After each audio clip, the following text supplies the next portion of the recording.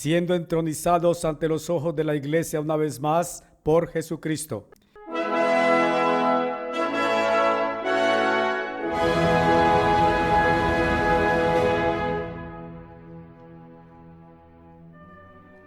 Reporte del Pastor General, julio 1978.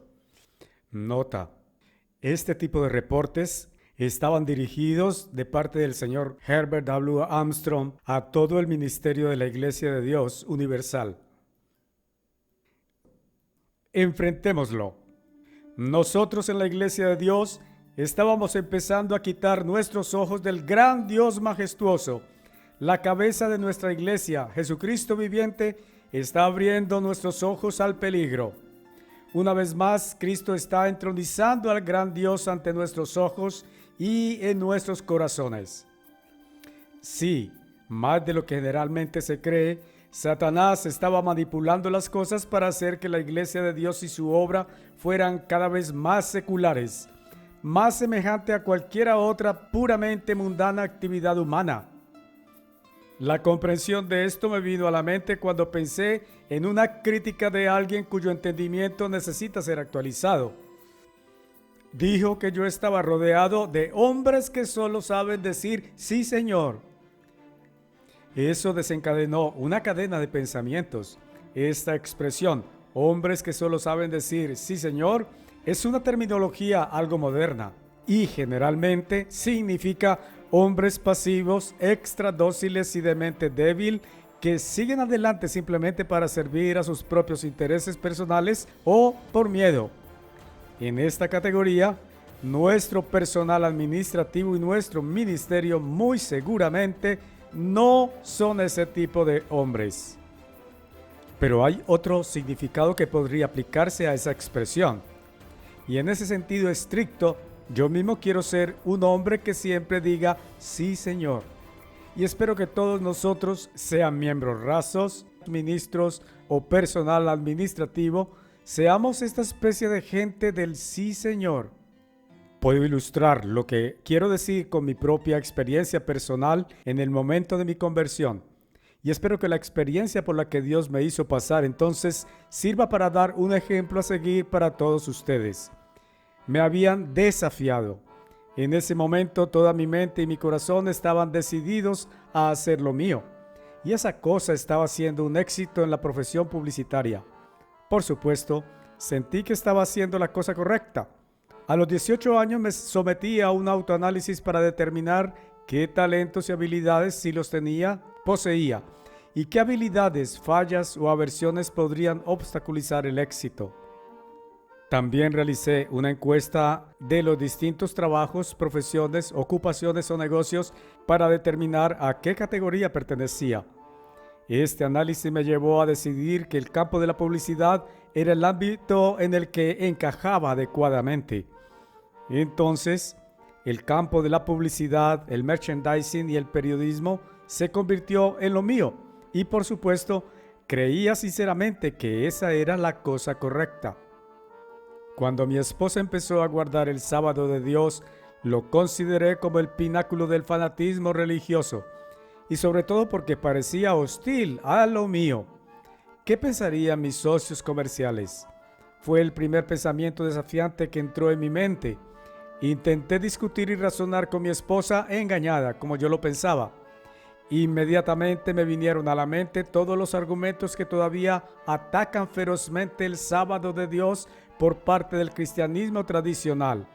No tuvieron efecto alguno. Pero finalmente protesté. Sé que la Biblia dice, observarás el domingo. ¿Puedes mostrarme dónde dice eso?, ella preguntó. Bueno, no sabría dónde encontrarlo porque no sé nada sobre la Biblia. Mi mente ha estado en mis asuntos, pero sé que está en la Biblia porque todas estas iglesias no pueden estar equivocadas y obtienen su religión de la Biblia. Bueno, lo encontrarás si me lo demuestras en la Biblia, dijo mi esposa, y volveré a observar el domingo. Eso parecía no dejarme otra alternativa, porque para nosotros el matrimonio era hasta que la muerte nos separara y yo no quería perder a mi esposa ni vivir con el fanatismo. Entonces, para poder salirme con la mía y seguir haciendo lo mío sin vergüenza, entré con voluntad en el estudio y la investigación más intensivos y en profundidad de mi vida. Soplé el polvo de mi Biblia, por así decirlo, y profundicé en ella con confiada diligencia. Al mismo tiempo, una cuñada me había cuestionado la validez de la teoría de la evolución. Profundicé en Darwin, Haeckel, Huxley, Spencer, Bott y los evolucionistas modernos. Durante un momento mi cabeza dio vueltas en una consternación desconcertada. ¿Existió Dios después de todo? Me di cuenta de que había asumido la existencia de Dios, porque siempre me lo habían enseñado, pero nunca lo había probado. Ahora mi mente exigía prueba, y mi incesante estudio trajo esa prueba positiva. Inmediatamente después me llegó prueba irrefutable de la infalible inspiración y autoridad de la Biblia en sus escritos originales como la palabra precisa de Dios al hombre. Pero aunque hasta ahora esto me resultaba agradable y aceptable, estaba teniendo verdaderas dificultades para lidiar con la cuestión del sábado. Mis investigaciones sobre eso no iban a ser de mi gusto. Este estudio intensivo, que duró casi día y noche, comenzó en el otoño de 1926. Para la primavera de 1927, no solo tuve que comerme mis palabras engreídas sobre la cuestión del sábado, sino que había descubierto con pruebas la permanencia de las fiestas y sábados anuales de Dios. En todo esto no había encontrado ni probado lo que quería. También vi probado claramente que todas estas iglesias estaban enfáticamente equivocadas. Lo más importante es que me hicieron ver en contra de mi voluntad que yo me había equivocado, no solo en la verdad del sábado, sino en lo que realmente era. Me había equivocado por completo. Fui llevado al arrepentimiento, que es la entrega completa a la voluntad de Dios. Fui llevado a la rendición incondicional de estar dispuesto a decir con Cristo: no sea mi voluntad, sino sea hecha tu voluntad. Fui llevado no solo al arrepentimiento completo, sino a vivir en fe, a creer a Dios, es decir, creer lo que Él dice. A Dios le dije: sí, Señor. Con tal sinceridad, literalmente me di a mí mismo a Jesucristo. Él me había comprado y pagado con la sangre de su vida. Él era mi dueño. Yo pertenecía a Él. Me convertí en un hombre del sí, Señor, para Cristo. Por debilidades humanas, no he logrado perfectamente dejar mi vida en sus manos, pero esa siempre ha sido mi intención, mi actitud de motivación. Cuando entregué mi vida a Jesucristo honestamente, en ese momento había llegado a sentir que no le estaba dando algo de valor, pero sentí que si Él podía usar esta vida mía sin valor, ahora era suya para usarla. El Cristo viviente inspiró al apóstol Juan a decir que ni siquiera nosotros, los cristianos, viviremos una vida perfecta, pero, añadió, si confesamos nuestros pecados, Él es fiel y justo para perdonarnos nuestros pecados y limpiarnos de toda maldad. Todavía sigo pidiendo esa limpieza, pero sí me convertí en el hombre del sí, Señor, de Cristo. Dejé de hacer lo mío. Y espero que todo nuestro personal administrativo y todos nuestros ministros y sus esposas, así como todo el cuerpo de la Iglesia de Dios, también sean de esa especie del sí, Señor. Existe una vasta diferencia entre ser un hombre del sí, Señor, lastimero y debilitado por temor servil, y ser de una resuelta y fuerte mentalidad imbuida del Espíritu de Dios. Por otro lado, también hay una gran diferencia entre eso y tener una obstinada mentalidad de las dos mulas atadas, en que cada mula está tirando en dirección contraria la una de la otra, a su manera y haciendo lo suyo. Lo que Dios quiere que seamos, lo que debemos ser para tener éxito en su obra, es ser personas resueltas, imbuidas del Espíritu Santo de Dios, reconociendo que Jesucristo es nuestro líder y que nos lanzamos todos de la misma mente, la de Cristo, en perfecta armonía y unidad, todos hablando la misma cosa. Escucha entonces el mandato de Dios. Ahora os ruego, hermanos, por el nombre de nuestro Señor Jesucristo, que hablen todos la misma cosa y que no haya divisiones entre vosotros, sino que estéis perfectamente unidos en un mismo parecer y en un mismo sentir. Primera de Corintios 1, verso 10.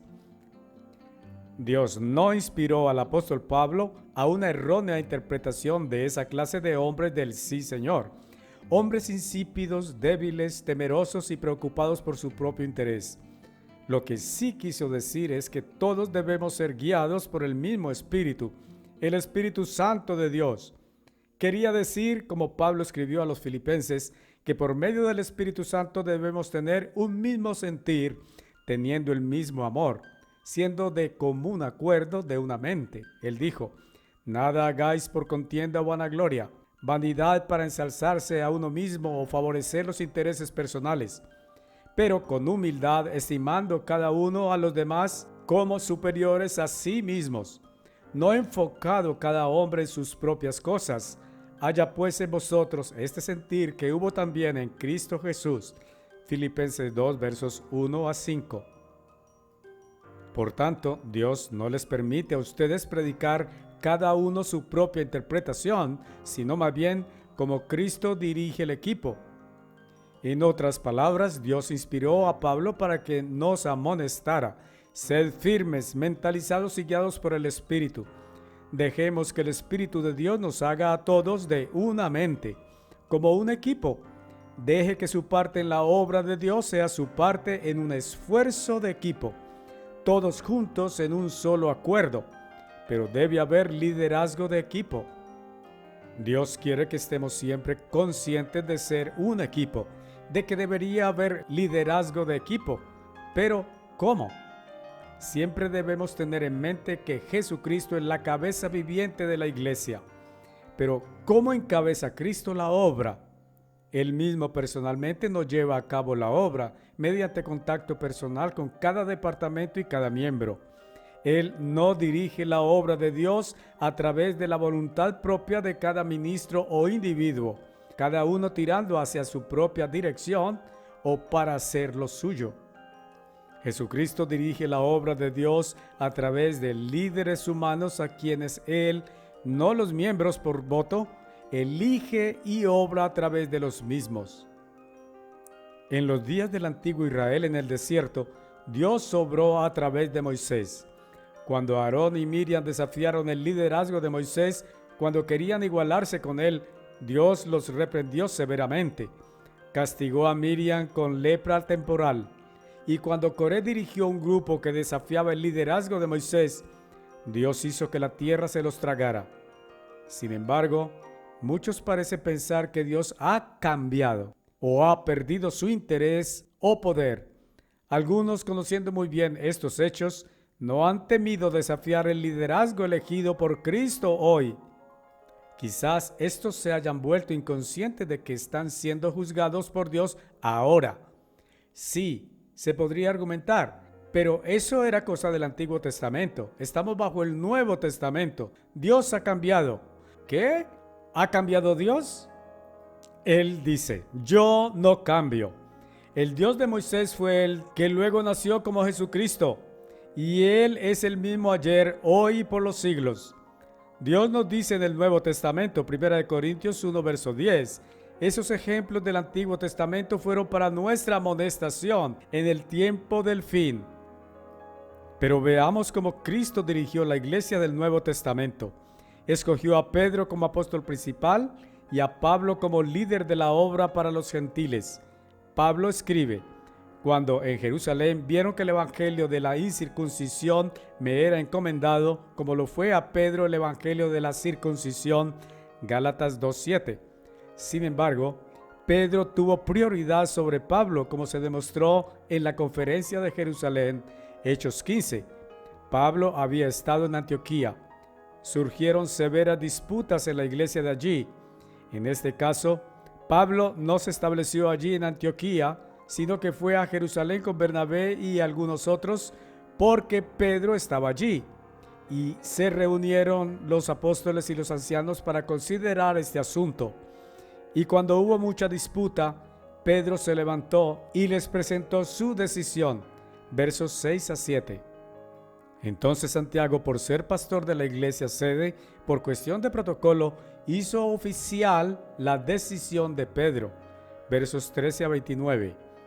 En este caso, Pedro tenía preeminencia sobre Pablo y todos los apóstoles. En 1 Corintios 5 se encuentra el relato de un fornicario en la iglesia. Pablo reprendió a toda la iglesia y mostró su autoridad diciendo: porque yo a la verdad, como ausente en cuerpo, pero presente en espíritu, he juzgado ya, como si estuviera presente. Verso 3. A la iglesia de Corintio Pablo dijo: ¿qué queréis? ¿Iré a vosotros con vara o con amor y espíritu de mansedumbre? 1 Corintios 4, verso 21. Aquel que acusó sobre el asunto del sí, Señor, también necesita ponerse al día sobre una serie de otras observaciones que hizo. Él dice: obviamente usted no encontrará democracia en Éxodo. El gobierno que Dios estableció entonces fue la mejor forma de gobierno que se pudo establecer para ese día y era no un modelo maestro para la eternidad. Él cree que los puntos de vista de los miembros deberían tomar las decisiones de hoy y que deberíamos tener democracia en la iglesia, cada persona haciendo lo que le parece correcto ante sus propios ojos. Eso es precisamente lo que hizo el antiguo Israel. En los días de los jueces, cada uno hacía lo que bien le parecía, y esto conducía constantemente a Israel al cautiverio de los reinos circundantes. ¿Cuál es la diferencia real entre el gobierno de Dios, que es gobierno de arriba hacia abajo, y la democracia? Bajo lo que llamamos democracia, si conduzco hasta una intersección con una señal de pare, no soy libre de seguir adelante si a mis propios ojos es correcto. No somos libres de hacer lo que parezca correcto a los ojos de cada individuo. Todavía tenemos leyes, códigos y reglas. Y tenemos policía y otras agencias encargadas de hacer cumplir la ley. La diferencia es que en lo que erróneamente llamamos democracia, el pueblo decide mediante el voto quiénes serán sus líderes, sea alcalde, gobernador o presidente. Pero todavía hay regla. La diferencia entonces es que en el gobierno de Dios, Dios decide a través de Cristo a quién elegirá e instalará en el cargo sobre su pueblo en su iglesia. El apóstol de Dios no puede hacer lo que a él agrada en su propio interés personal, sino como Cristo lo guía. Y si no lo hace, si necesita corrección o eliminación. Si es así, esa es responsabilidad de Cristo y Él lo resolverá. No es responsabilidad de aquellos bajo el apóstol corregirlo. Pero quizás Cristo no está atento, o tal vez Cristo se niega a corregirlo. ¿No deberían entonces las personas bajo su mando tomar el asunto en sus manos? Hacerlo sería desafiar a Cristo, intentar quitarle el oficio a Cristo. Hermanos, sea que otros lo sepan o no, sé bien que Cristo no está dormido en el interruptor. Él no descuidará su trabajo, y yo temo descreer eso. El gran punto que nunca debemos perder de vista es que Cristo es la cabeza viviente de la iglesia de Dios, y será mejor que todos temblemos ante su palabra, y eso golpea de lleno en la cabeza del clavo. El problema en estos últimos 10 años es que muchos han perdido de vista el hecho de que Cristo es nuestro líder inspirado. Ha habido demasiada tendencia a considerar a la iglesia y la obra como nuestra propia obra secular, como cualquier club o negocio mundano. Usted no ha leído en la revista Las Buenas Noticias últimamente que el señor Armstrong ha puesto a la iglesia de regreso en el carril, pero que el Cristo viviente se ha movido para hacerlo. Y para usar otra expresión moderna, será mejor que usted lo crea.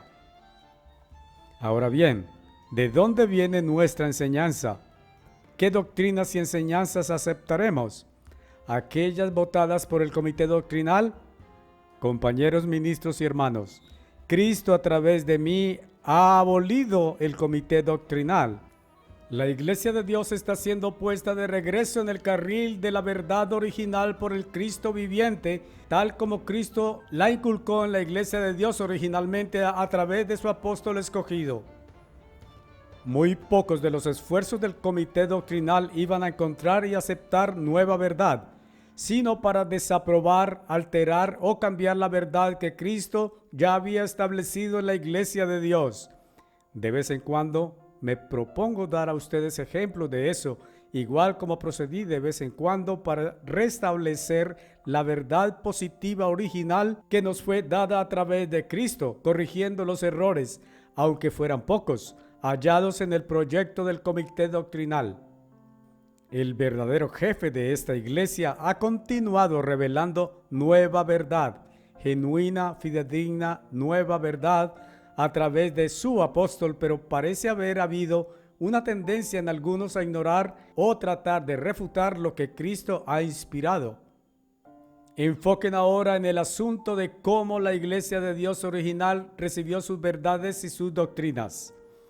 No había comités doctrinales de eruditos intelectuales especiales que se reunían y decidían y luego le daban a la iglesia lo que iba a creerse.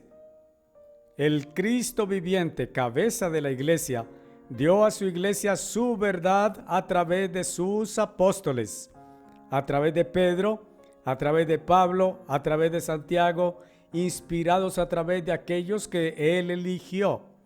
Pero, ¿por qué encontramos mucho más del Nuevo Testamento escrito por Pablo que por Pedro? Simplemente porque Cristo había enviado a Pedro y a los 12 originales, después de la visita de Pedro a Babilonia, a las ovejas perdidas de la casa de Israel. Su identidad estaba perdida y Dios tenía la intención de dejarlo así. Pedro y los 12 originales fueron a Europa Occidental y Gran Bretaña. Se perdieron de vista, por así decirlo. Ninguna parte de las escrituras del Nuevo Testamento fue escrita sobre su trabajo allí. Ahora veamos una definición de aquella expresión, aportaciones a la verdad de la iglesia.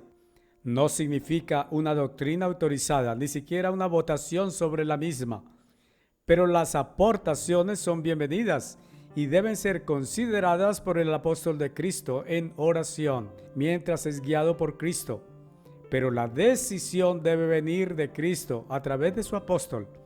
Y el Cristo viviente ha mantenido la mente y los procesos mentales de su apóstol con toda la vitalidad, claridad y entendimiento que le fue dado hace 20 años y hasta 51 años. A pesar de todo el liderazgo de Moisés sobre los israelitas desde Egipto, a través del desierto hasta la tierra prometida, un período de 40 años que comenzó después de que Moisés tenía 80 años de edad. Sin embargo, a la edad de 120, su fuerza natural y su mente no habían disminuido.